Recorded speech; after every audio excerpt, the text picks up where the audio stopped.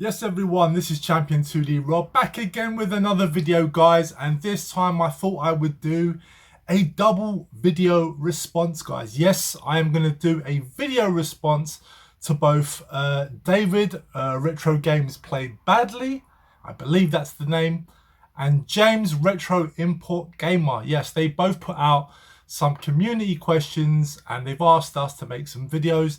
There have been loads of vids that have been put out so far, so I'll leave some in the links below, as well as David's links to his channel, as well as James as well. And yeah, so basically I'm going to start with David. He asked the question, what is your earliest gaming memory?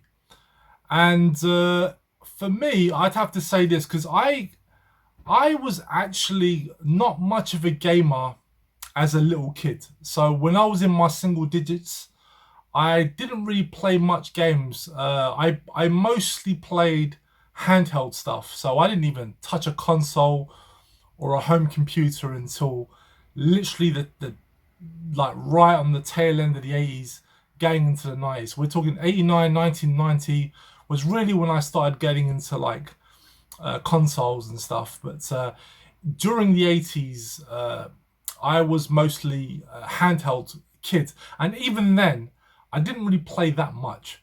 I was more into toys. I was very much into action figures and stuff like that, so I was never really gaming much as a kid. But I did have some LCD gaming systems.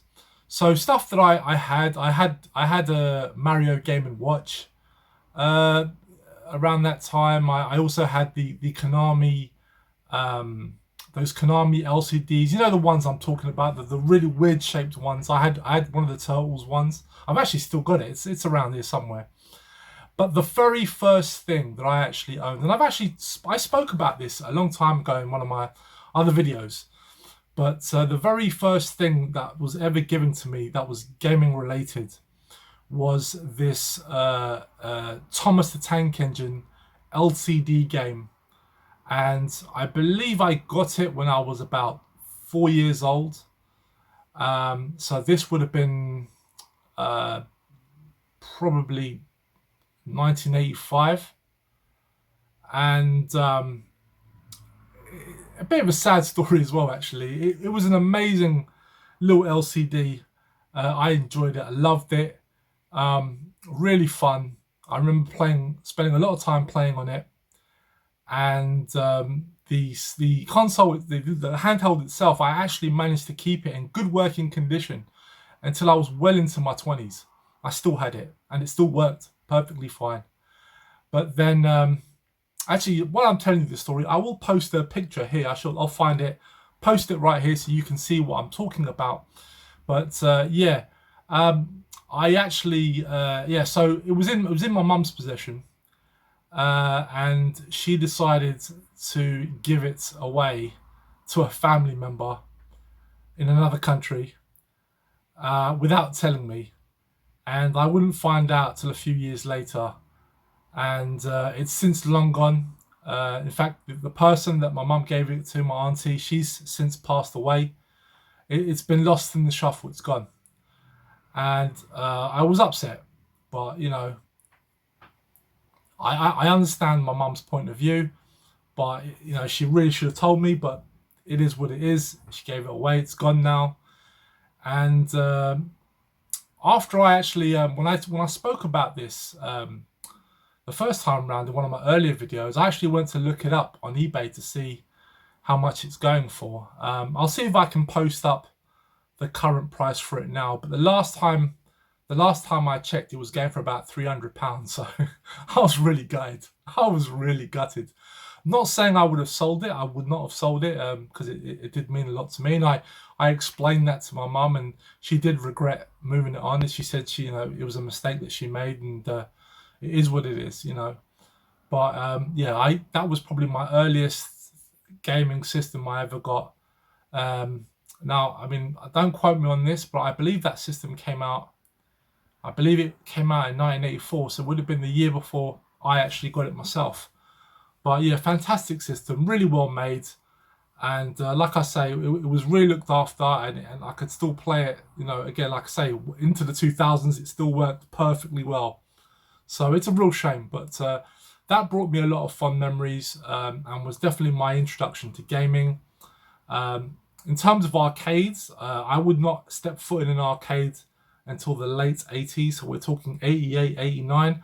I don't know the exact year I went into my first arcade, but it was definitely in the late 80s. I know that for a fact. But yeah, and I believe my first encounter with a game might have been a beat 'em up. Yeah, I know one of my earliest memories of being in an arcade was seeing the original Teenage Mutant Hero Turtles arcade machine, the original Konami one, and also the Simpsons arcade machine was out at that time as well. But I don't think that was the first time I'd been in an arcade, but it was definitely the one that sort of grabbed my attention towards arcade machines. But yeah, that was basically my earliest gaming memory. I didn't spend much of the 80s playing games. Like I say, mostly just handheld stuff like LCD games here and there. But like I say, I was mostly just, you know, I was a very active kid at that time. I was playing out, going outside, you know, getting into mischief and you know, I'm playing with my action figures. That's really what I like doing when I was a little kid. The reason, actually, I'll tell you this story, a little bonus story here. The reason why I got my first console, which was the NES, was because where I grew up was quite rough in those days, and it just wasn't safe to be outside. And so what my mum would do is she would enroll me into a lot of after school stuff, you know, just so I can go out and get some exercise, socialize with people and whatnot. But it really wasn't safe to be playing like football outside on the street. It just wasn't safe. There's a lot of gangs around where I was living, just a lot of idiots, and you know, like, yeah, it just wasn't a good thing to be doing. So my mum really bought me the NES, which is basically just to keep me entertained inside. That's really what she got me my system for, and I would probably say the Mega Drive as well. But then obviously, you know, you get older, things start to change. But gaming never left. I still loved playing games. You know, during the 16-bit era, the 32-bit era, still playing games, and yeah. So there you go. That is my history.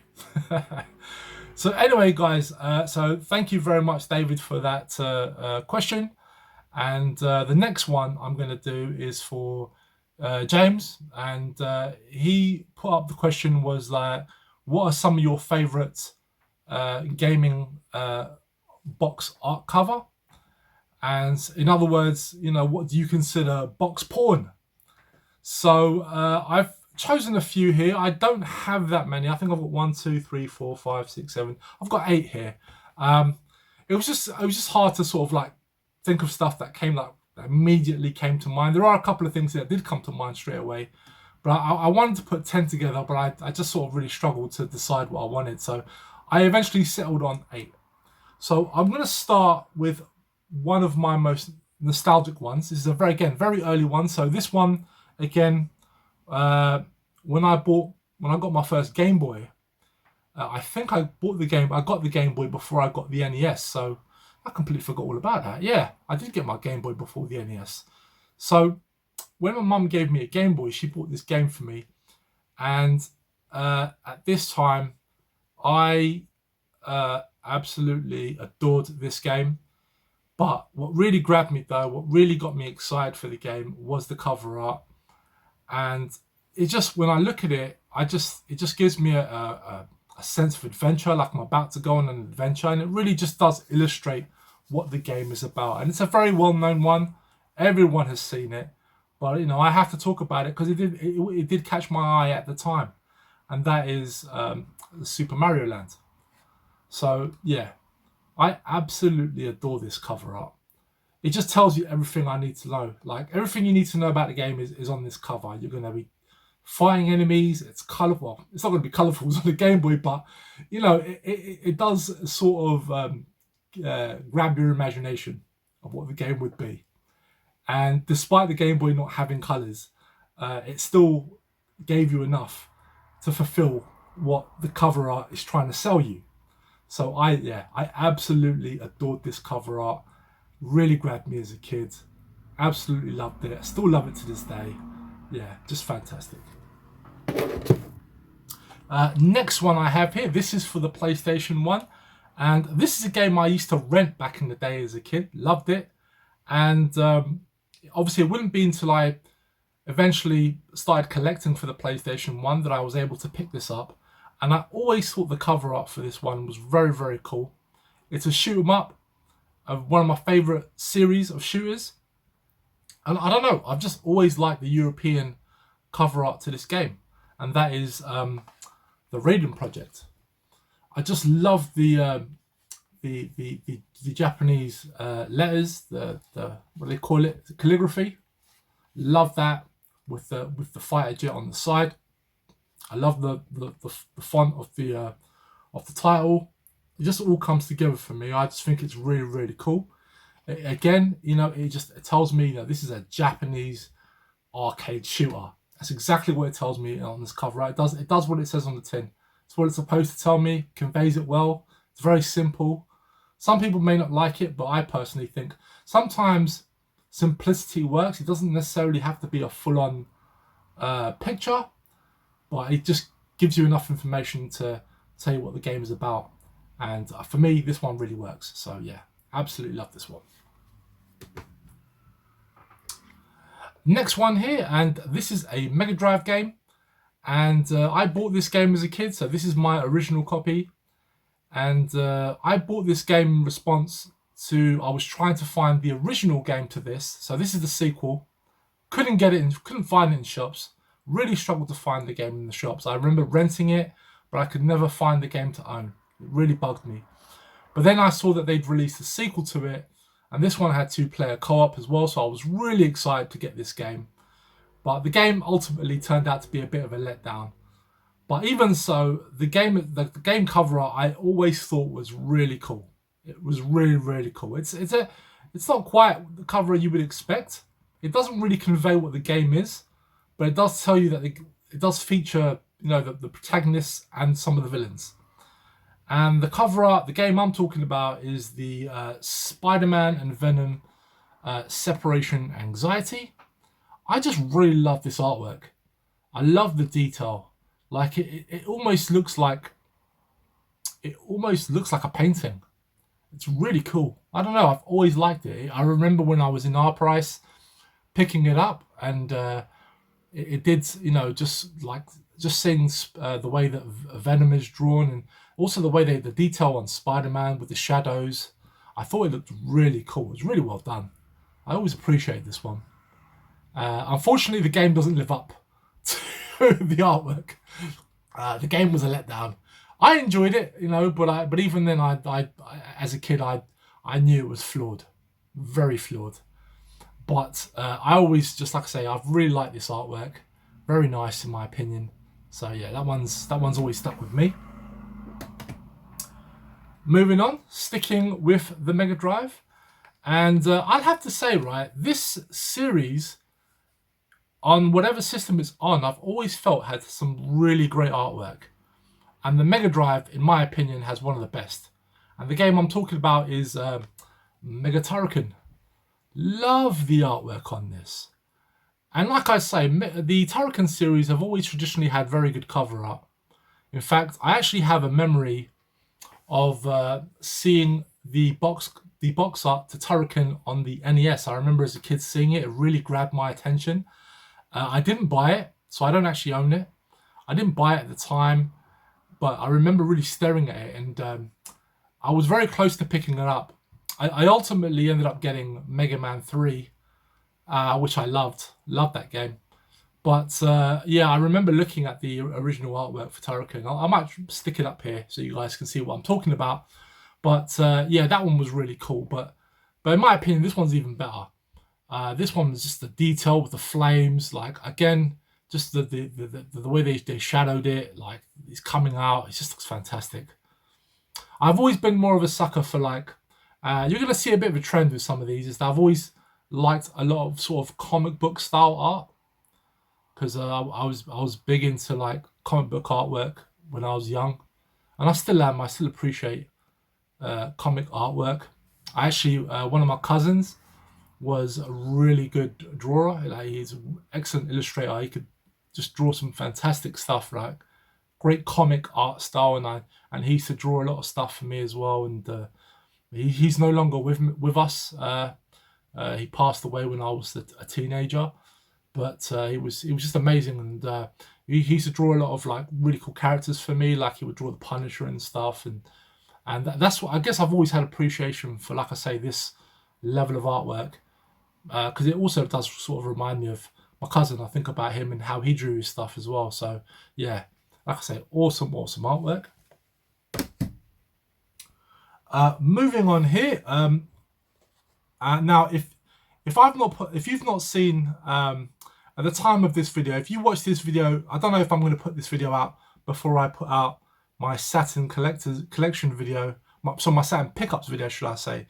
So if I've not put it out, then consider this a spoiler, because this is one of the games that's going to be in my pickups video, and it's a fantastic game as well, an excellent port. Really loved this game. But the reason why I actually bought it was, I won't lie, I bought it primarily for the artwork, and I didn't buy it. I bought it not that long ago. I love the artwork on this game, on this particular version.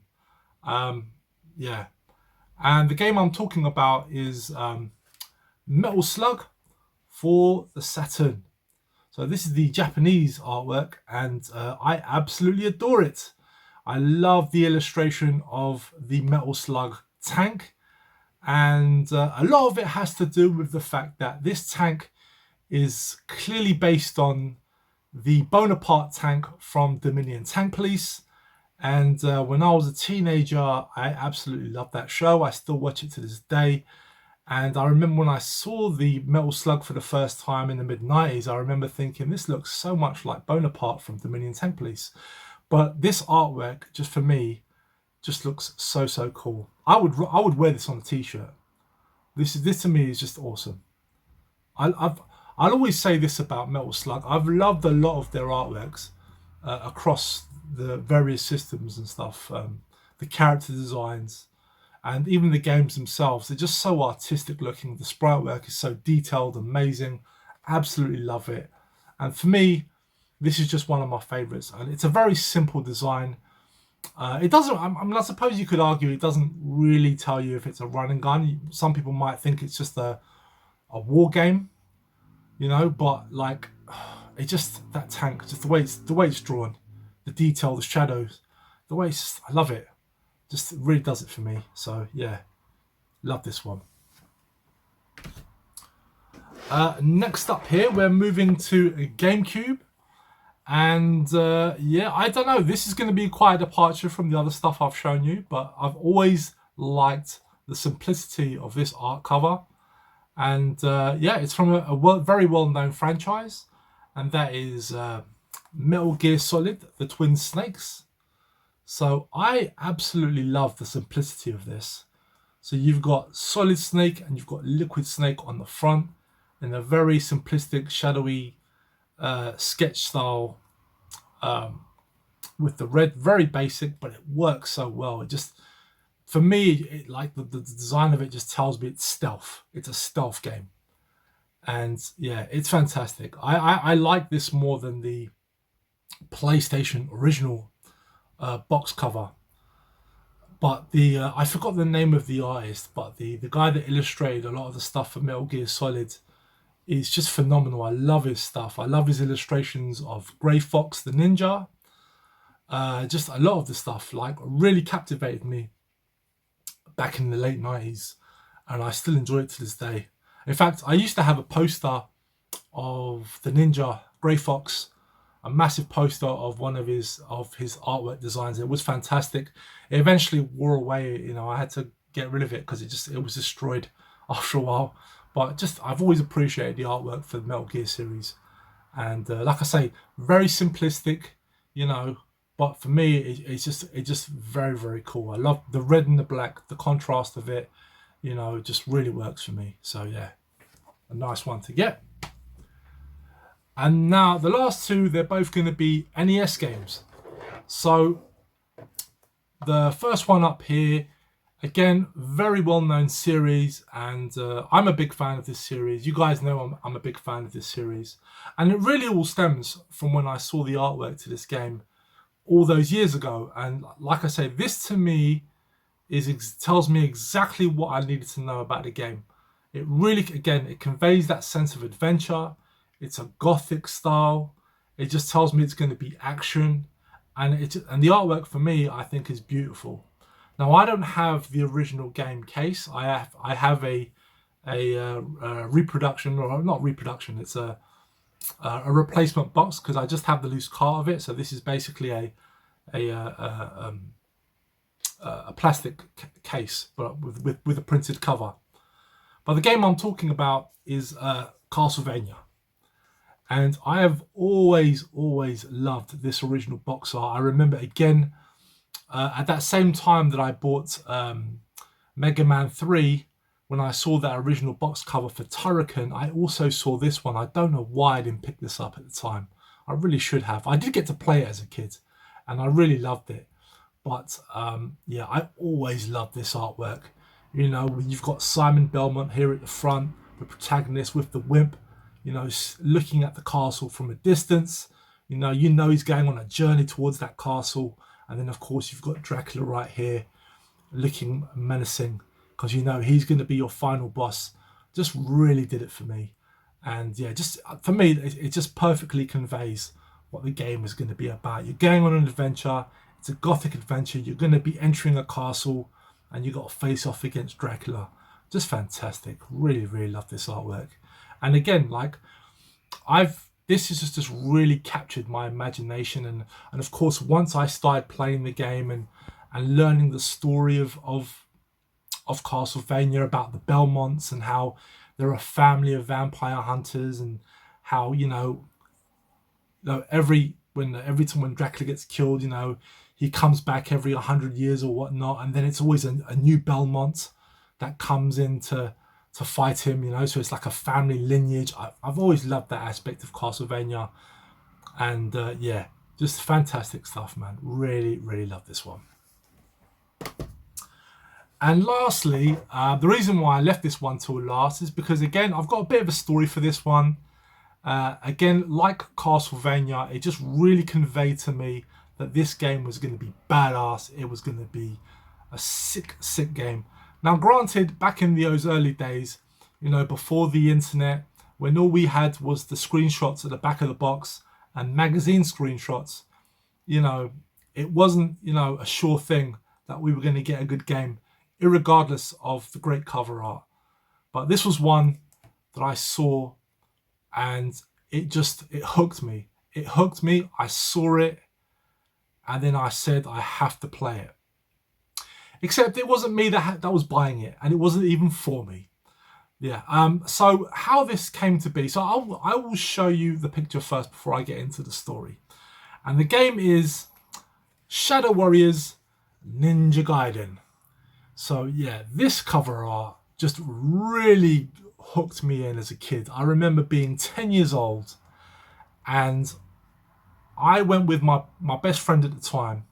His dad, who was separated from his mum, would sort of meet up with him every now and again and basically spoil him, as most parents who are separated, most dads, they want to spoil their kids because they don't spend enough time with them, so they always want to spoil them. So his dad decided that he was going to take him to the game shop to buy a new game for the NES, for his NES.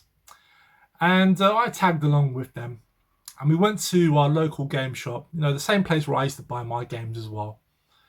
And we were in there, and there was like wall-to-wall NES games, Master System games, because it was that time period, obviously, back when the NES was still current. And I remember, so we were just looking, and we couldn't really decide what to get. And my mate was very indecisive about what he wanted. And then just sort of on the wall behind the counter, it was just there, like right in the middle. And it just caught my attention. Just this ninja guy with the blades and looking all menacing with the buildings behind it. And it just sort of looked like the city was on fire. it looked amazing to me, and it really drew me in. So it was like almost like everything else just fell away, you know. That's all I could see. And then when I looked at it, I tapped my mate's shoulder and I pointed to the game and I said, this is the one. We need this game. And fortunately for me, he went with my decision and he bought the game because he saw it. It looked badass. And fortunately for the both of us, because obviously, you know, I could have been wrong. You know, we could have taken this game home. It could have been a pile of shit. And he would have been looking at me like, you know, you're a dickhead. You know? But fortunately, the game turned out to be awesome. We were addicted to this game. Like, we played this game a lot. And I remember offering a bunch of my games so that he could loan this to me so I could play at home. He eventually did loan it to me, but it took a while to convince him because he was so into this game as well. And he got very good at this game. He actually got very far into the game. I don't believe he ever completed it. He may have gotten to the last boss. But I never got very far in this game, but I still loved it. That just fast pace, running and slashing, the melee combat was just so sick. Just a fantastic game. This totally lived up. And I remember, as a counterpoint to this game, because I want to point out, I didn't know there were sequels to this game. I decided to go out and get a ninja style game for myself because I didn't want to buy this game because at the time, me and my friends were very careful not to buy the same games. So like if my mate had one of these games, then I would get something else, and so that we could swap and stuff. So that's how we kind of were able to play different games. So I remember in response to this game, I ended up picking up what was it called? Wrath of the Black Manta.